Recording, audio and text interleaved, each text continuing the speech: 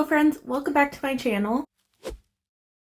So I was actually chatting with one of my friends and I was talking about how I was filming a reading vlog about like vampire novels and like the funny notes that I have made while I was reading some of the books, and she was like, why do you take notes? And I was like, that's a good question. I was thinking that some other people might be wondering that, especially if you saw my vampire vlog. I definitely used to annotate my books and mark up my books a lot differently than I do now, and I think that's a product of my undergrad. I majored in English and creative writing, so I have an honors BA in arts. Being an English major and a creative writing major definitely changed the way, one, that I read, but I also found that it changed the way that I was like marking up my books. So I'm gonna give you a couple of examples.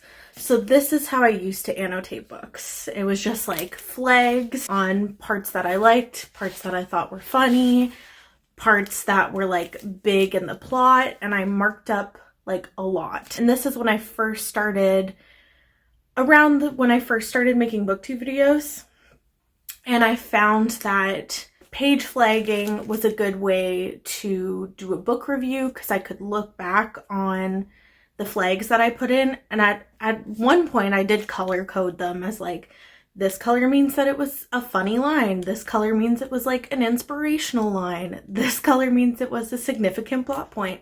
I don't do that anymore, but that's just a good example of how I used to do it. But now I've grabbed a couple of books that I marked up a lot in university. And a big thing in university for me, and probably for anyone else who was an English major, is these giant Norton anthologies that you have to buy.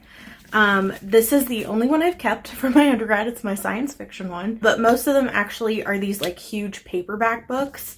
And there's actually, when you first start, some profs make you get this like 2-volume collection, and each book is like a few inches thick.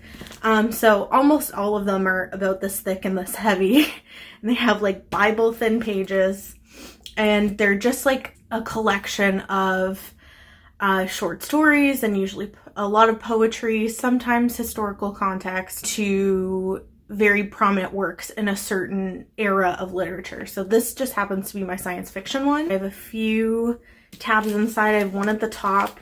And first of all, these all mark like the readings that I would have to do. And then some of them mark significant lines. A good example is my copy of Frankenstein. This is the one that I read 4 times in my undergrad in 4 different classes. And this is a good example because it shows like exactly how much I marked up books. So you can see like I went in there with pen and underlined pages, and the flags are really for me to be able to go back in and find the notes that I made. In this one I have a sticky note, but usually I just wrote in the book. And then usually in my lecture notes I would like reference a page number, and then I would also mark the page with a flag. I have other books where like I've highlighted lines and like circled paragraphs. I have like cramped written notes in the margins, but these are just a few examples of like how my annotating kind of changed.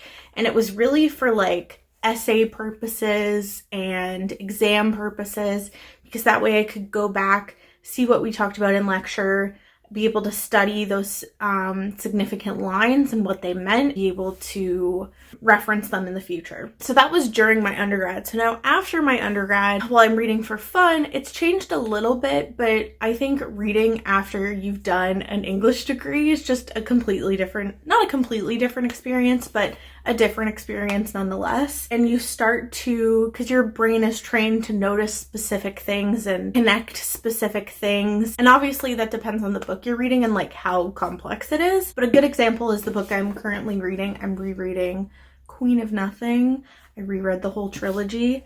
So I'm about halfway through, and you can see I have a few tabs on here. And some of them have notes on them, some of them don't.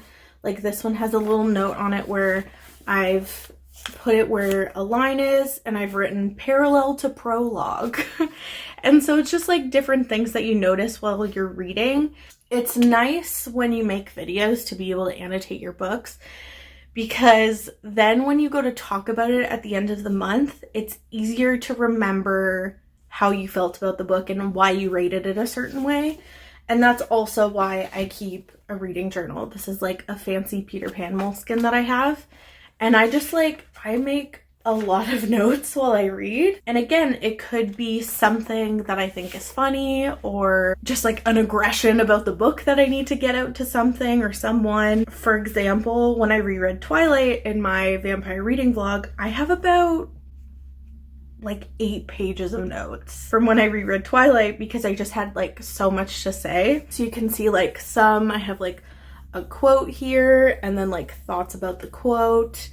It's really this is my reading journal. I literally just write stuff out in point form. But again, it's nice to have when I go to do a wrap up or when I go to write a review, because then I can pinpoint certain feelings I had about the book. I guess I don't have a straightforward answer as to why I annotate books. I do it because I like it, because I think it's fun, because it makes making videos a little bit easier when you're able to write down your thoughts. But also, I think it's fun when you go to reread the book again and you see all those different annotations that you made and different connections that you've made, and you're able to add to that, make more connections, understand the book a little bit more, notice things that you didn't the first time you read it, stuff like that. I just use pens and sometimes pencils. If I'm gonna write straight onto a book, I typically will use pencil. I didn't do that in my undergrad because when your prof is lecturing, you don't want to be rifling through to try to find a pencil. Just use whatever writing utensil you already have out, and usually it was a pen. That's why and how I annotate my books. It's definitely not something that everyone is interested in doing. If you're just interested in reading a book, that's totally fine. That's how I do it. I hope this was interesting and or helpful for you. That's my little video for today. I hope you guys enjoyed it. Don't forget to give this video a like if you liked it. I hope you're all safe and well and happy, and I will see you guys next time.